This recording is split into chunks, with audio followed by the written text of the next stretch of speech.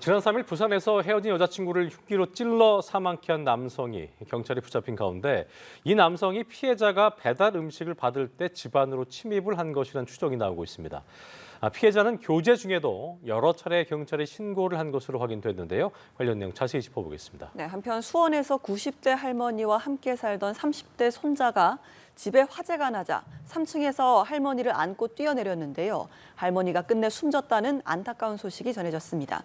자세한 소식 임주혜 변호사와 함께 짚어보겠습니다. 어서 오십시오. 네, 안녕하세요. 자, 부산에서 지난 3일 발생한 20대 여성 살인 사건부터 짚어보겠습니다. 여자친구를 살해했다고 신고를 한 후에 옥상 난간에 걸터 앉아있던 30대 남성의 범행이 하나 둘씩 드러나면서 충격을 주고 있는데요. 특히 이 남성 어떻게 피해자의 집에 들어갔을까 이게 참 궁금해졌는데 피해자가 배달 음식을 받을 때까지 인근에서 대기를 하다가 침입을 한 것으로 보인다면서요? 그렇습니다. 그러니까 과거의 연인 관계였지만 이미 헤어진 관계였습니다. 그럼에도 불구하고 좀 재결합, 다시 만나자고 요구하면서 이전에도 계속해서 이 여자친구의 집에 찾아갔던 것으로 확인이 되고 있는데 예. 비밀번호, 그러니까 집에 들어갈 수 있는 방법이라고 볼 수 있는 비밀번호는 알고 있지 못했다고 합니다. 그러다 보니 문을 열어주지 않고 들어갈 방법이 없게 되니까 굉장히 오랜 시간 밖에서 지켜보고 있다가요. 이제 배달원이 배달 음식 놓고 가면은 안에 있는 이제 피해자가 문 열고 그 음식 가지고 들어가려고 하잖아요. 네. 그때 문이 열린 틈을 타서 침입을 한 것으로 확인이 되고 있어서 매우 안타깝고 결국 이 문 열리기 전까지 장기간 대기하고 있던 점 이런 사정들을 볼 때 좀 계획적인 범행이 아니었느냐 이런 이야기가 지금 나오고 있는 상황입니다. 그렇군요. 네, 가해자는 재결합을 요구하는 과정에서 다툼이 일어났고 다툼 중에 살해를 하게 됐다라고 진술을 한 것으로 전해지고 있습니다. 그런데 이미 이 가해자가 흉기를 미리 챙겨간 것으로 확인이 됐잖아요. 말씀하신 것처럼 계획 범행이었다 이렇게 볼 수 있는 거 아닙니까? 그렇죠. 말씀 주신 것처럼 일단 본인이 이 사건이 발생한 직후 신고를 직접 한 건 맞습니다. 하지만 여러 가지 정황을 보자면 비밀번호를 모르고 있었기 때문에 장기간 대기하고 있다가 배달원이 음식을 놓고 간 틈을 타서 집으로 침입한 점. 그리고 만약 정말 재결합을 위해서 대화를 하기를 원했다면은 흉기 같은 부분은 소지할 필요가 없잖아요. 예. 그런데 사전에 이미 흉기를 가지고 기다리고 있었던 점, 이런 점들을 수사기관에서는 계획범죄에다가 어떤 초점을 맞추고 수사를 좀 이어갈 만한 그런 부분인 것 같고요. 어쨌든 다투던 중에 이제 우발적으로 살해했다 이런 부분이 이제 입증이 되기는 좀 어려운 그런 정황들이 확인되고 있는 것이 아닌가 이런 생각이 듭니다. 어쨌든 이제 범행 동기, 방법, 뭐 준비 과정 등에 대해서는 수사기관에서 철저한 수사 이후에 정확한 내용은 확인이 가능할 것 같습니다. 이게 보니까 이번 사건이 더욱 안타깝게 다가온 건 뭐냐면 전조 증상이 좀 있었습니다. 피해자가 교제를 한 1년 정도 했는데 이 기간 중에 경찰에 3번 정도 신고를 했다고 하더라고요. 어떤 조치가 좀 이루어진 겁니까? 그 사이에. 그렇죠. 앵커님이 지금 말씀해 주신 것처럼 전조 증상이 있었다고 말씀해 주셨잖아요. 그러니까 안타깝게도 원치 않음에도 불구하고 지속적으로 연락을 한다거나 찾아간다거나 하면 우리가 스토킹이라고 하는데 이 스토킹이 더 강력 범죄로 나아가기 전 단계, 전조 증상으로서 기능하는 경우가 많습니다.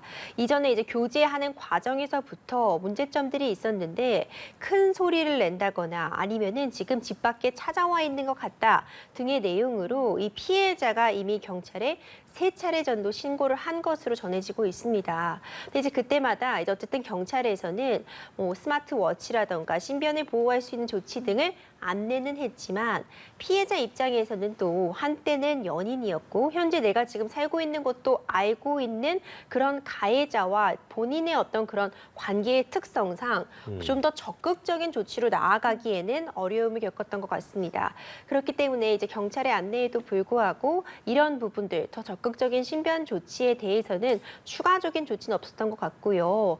그런 일들이 반복되다 보니까 가해자도 계속해서 해당 여성에 대해서 찾아오고 접촉을 시도했던 것 같고 결국 이렇게 안타까운 일이 발생했다는 점에서 참으로 좀 아쉬운 점이 남는 것 같습니다. 말씀하신 것처럼 이제 피해자가 별도의 신변 보호 요청은 원치 않았기 때문에 이런 경우에는 경찰로서도 어찌 할 수 없는 건가요? 그렇죠. 일단 기본적으로 여전히 어떤 이런 스토킹 사건이라던가 아니면은 어쨌든 교제했던 과정에서 일어나는 이런 크고 작은 일들에 관해서 물론 이전보다는 훨씬 인식 개선이 있었습니다. 예전에는 이런 행동에 대해서 경범죄 처벌법 정도로만 처벌이 이루어졌어요. 그랬었죠. 그렇다면 사실 방관하고 있는 것에 불과했는데 이런 부분들이 이제 스토킹 처벌법도 만들어지고 여러 가지 어떤 교제했던 관계에서 이루어지는 강력 범죄들이 드러나게 되면서 지금은 더 적극적으로 개입해서 뭐 100m 이내 접근 금지한다거나 즉각적으로 분리하고 스마트워치 같은 부분을 지급하는 부분이 법적으로 정비되어 있는 부분은 맞는데요. 여전히 말씀드린 것처럼 이것을 경찰이 좀 더 적극적으로 개입하기에는 어려움이 있습니다. 그 피해 정도라던가 뭐 폭행이 발생했다거나 상해의 정도가 발생했다거나 하는 부분 정도가 있다면 좀 더 강한 그렇군요. 제재가 가능하겠지만 사실상 어떤 그런 유형력의 행사가 적극적으로 수반되지 않으면 개입에 어려움이 있는 것도 사실이거든요. 하지만 앞서 거듭 말씀해 주신 것처럼 더 중앙 범죄로 나아가기 전 단계에서 막을 수 있다면 얼마나 다행스러운 일이겠어요. 이런 일들이 반복되고 있기 때문에 적극적인 수사기관의 개입이 가능한 점, 이런 부분에 대한 제도적인 보완 필요하고 나아가서 피해자 입장에서도 이것을 더 이상 너무 미온적으로 대처하면 예. 더 큰 일이 일어날 수 있기 알겠습니다. 때문에 이런 부분에 대한 인식 개선도 필요합니다. 네. 네, 이번에는 교제폭력 관련해서 좀 다른 사건인데요. 오랫동안 폭력에 시달려왔던 40대 여성이 주택에 불을 질러서 남자친구를 살해한 혐의로 중형을 선고받았습니다. 실제 조사 결과에서도 교제폭력에 시달려 온 것은 증명이 됐지만 이런 부분에 대해서는 양형의 이유가 되지 않더라고요. 그렇죠. 징역 12년이 선고가 되었습니다. 이제 현주 건조물 방화 치사죄가 적용이 되게 되었는데 일단 이 현주 건조물 방화 치사죄 자체가 굉장히 좀 중형이 선고되는 범죄는 맞습니다. 이 사안을 좀 들여다보자면 그러니까 연인 관계로 교제하던 기간 또 오랫동안 교제해 왔던 것은 맞는데 이제 지금 이 사건으로 인해 사망한 피해자가 가해자에게 오랜 시간 동안 폭력을 행사해온 부분이 일단 사실로는 확인이 되었습니다. 네. 이제 이런 과정에서 그날도 이제 싸움이 있었고 다툼이 있다가 잠든 이제 피해자가 잠드는 사이에 이제 이불에다가 불을 붙이고 이제 집 밖으로 나오게 되었고 그대로 이제 119에도 신고를 하지 않아서 결국 이 화재로 인해서 사망 사고까지 발생했던 그런 사안이었거든요.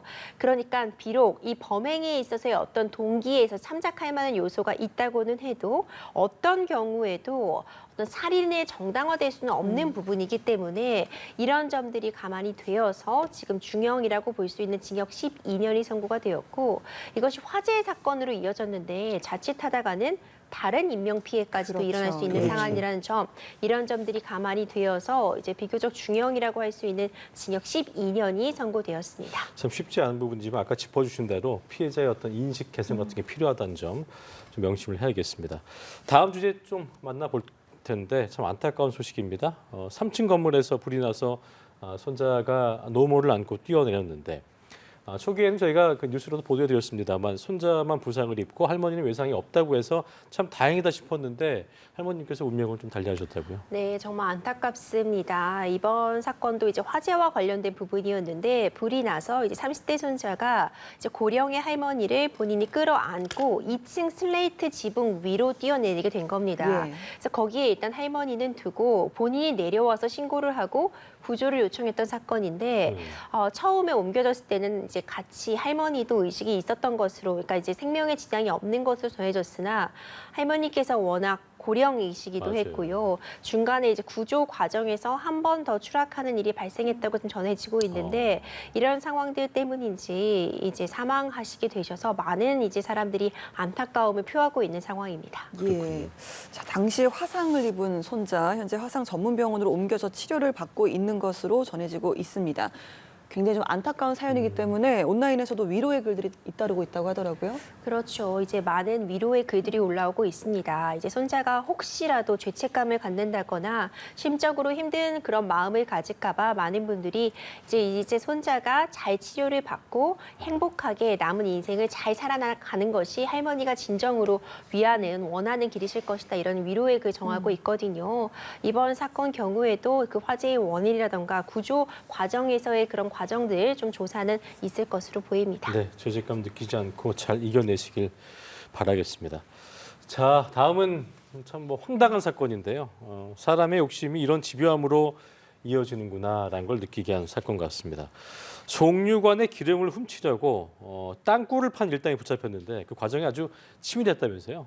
그렇습니다. 정말 황당하면서도 엄청나다는 표현이 맞을 것 그러니까요. 같아요. 네. 지금 영상으로도 확인이 되는데 한 창고 건물에서 지하에 4m 깊이의 땅굴이 시작되게 됩니다. 굉장히 잘 뚫었어요. 이것을 삽과 곡괭이로만 뚫었다고 하는데 이야. 다른 장비들을 사용하면 또 소음이 크게 발생하면 이 부분에 대해서 어떤 그쵸. 오해를 산다거나 아니면 이게 발각이 될 수 있으니까 삽과 곡괭이를 가지고 땅굴을 뚫었습니다. 또 굉장히 길게 뚫었어요. 거의 20m 가까이 뚫어서 송유관에 거의 근접했다고 하는데 이런 부분을 실행하기 위해서는 일단 인력이 필요하잖아요. 이에 대한 분담도 철저하게 이루어졌습니다. 그러니까 송유관이 정확히 어디에 있는지 어느 지점에서 기름을 가져올 수 있는지는 이 일을 좀 잘 아는 사람만이 확인할 수 있기 때문에 그 지점이죠. 예. 그렇죠. 전직 석유공사 직원도 가담이 되어 있고 이미 이런 송유관 관련해서 이제 기름을 훔치는 그런 전적이 있었던 그런 전과가 있었던 사람들 이것에 비용이 들기 때문에 자금을 담당하는 사람 실제로 땅굴을 파는 사람 이렇게 업무 분담까지 이루어져서 일이 발생을 했는데 이 사이에 어떤 첩보가 들어와서 수사기관이 이 부분에 대한 정보를 인지하였고 해당 장소에 방문하니까 땅굴이 발견이 되어서 지금 이렇게 사건이 수면 위로 드러나게 되었습니다. 근데 이게 지금 보면은 꼭 전문 어떤 굴착업체가 판 것처럼 굉장히 치밀하게 했는데 4개월 동안 들키지 않은 것도 참 신기하네요.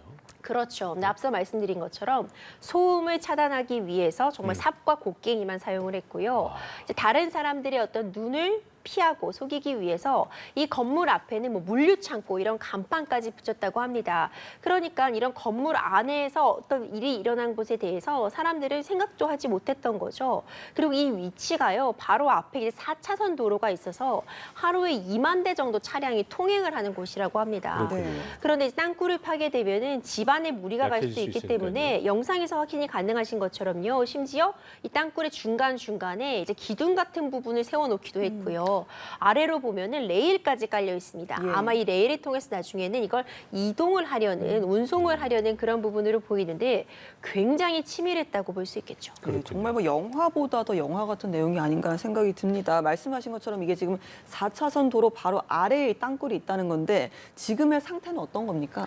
그렇죠. 정말 한 도심에서 이렇게 땅굴을 판 건데 요즘 계속해서 싱크홀 문제도 불거지고 있는 것처럼요. 이렇게 함부로 집안을 파다가는 다른 부분에까지 무리가 가기 때문에 일단 모두 이것을 덮는 공사를 완료했다고 합니다. 당연한 조치로 보이고요. 땅굴은 이제 원상복귀가 됐지만 이 부분에 대해서 굉장히 중한 죄로 다스려질 수 있는 부분이기 때문에 조사가 계속될 것으로 보입니다. 네, 그렇군요. 다음은요. 계속해서 좀 전해드리는 소식인데요. 딥페이크 성착취물 유포에 온상이 된 텔레그램 소식입니다. 지금 경찰이 내사에 착수를 했는데 조사 결과 지난달에 이용자가 역대 최대 증가폭을 나타냈다고 하더라고요. 그렇습니다. 이 노이즈 마케팅이라는 표현이 있잖아요. 오히려 이제 안 좋은 일이지만 긍정적인 뉴스가 아니라 부정적인 뉴스라고 할지라도 이것이 계속 사람들의 입에 오르내리고 언론에 등장하게 되면서 역으로 부정적인 기사가 홍보 효과를 가져다 주는 그런 네. 현상을 우리가 노이즈 마케팅이라고 하는데 맞아요. 예. 이 텔레그램도 사실 요즘 딥페이크 성범죄의 온상이다. 그리고 범죄 수익을 전달하는 그런 온상이다. 이런 얘기가 나오면서 아이러니하게도 오히려 이것이 노이즈 마케팅으로서 텔레그램에 더 많은 이용자가 유입되게 하는 효과를 가져오고 있습니다. 그런데 좀 걱정스러운 부분은 새로 많은 수가 유입이 되었는데 워낙 텔레그램은 세계적으로 많은 사람들이 메신저로 활용을 하고 있으니까 활용을 위해서는 그럴 수도 있겠다 싶지만 국내에서 10대 비중이 늘어나고 있다는 점이 한번 또 짚고 넘어갈 수 있는 부분인 것 같습니다.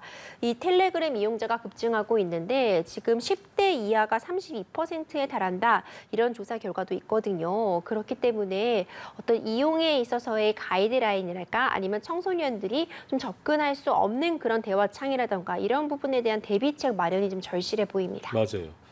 그 파리에서 체포된 파벨 드로프는 지금 이 상황을 어떻게 바라볼지 참 궁금한데 어쨌든 그 노이즈 마케팅 얘기하셨습니다만 텔레그램 이용자 증가폭의 3분의 1인 10만 명이 10대 이하로 집계됐다는 것.